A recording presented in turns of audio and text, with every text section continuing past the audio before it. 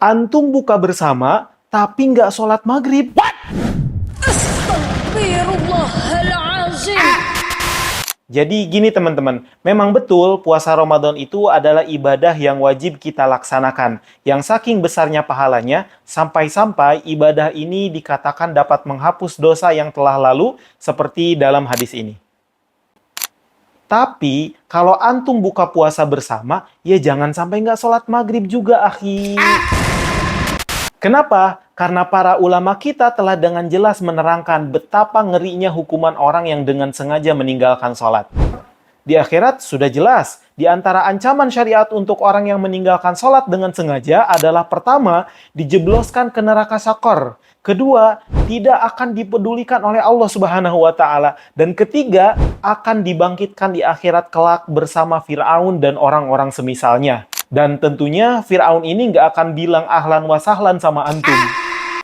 Nah, kalau hukuman di dunianya memang diperselisihkan oleh para ulama, tapi percayalah akhi, bahwa semua ulama sepakat kalau hukumannya itu tidak ada satupun yang ringan. Seperti, pertama, menurut mazhab Hanafi, orang yang meninggalkan sholat karena malas itu harus dipenjara dan dicambuk sampai dia mau sholat.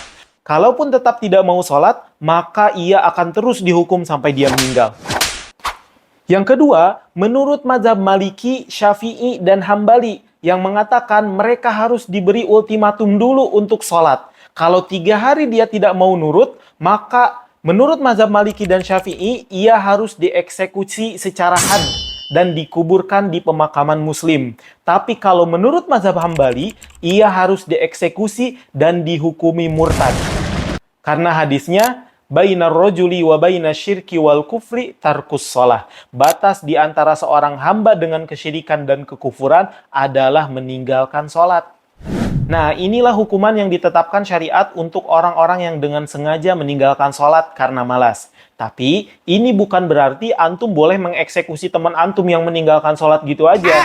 Ini cuma pengingat saja bahwa sholat ini bukan perkara main-main. Maka jangan sampai ditinggalkan dengan alasan buka bersama. Barakallahu fikum.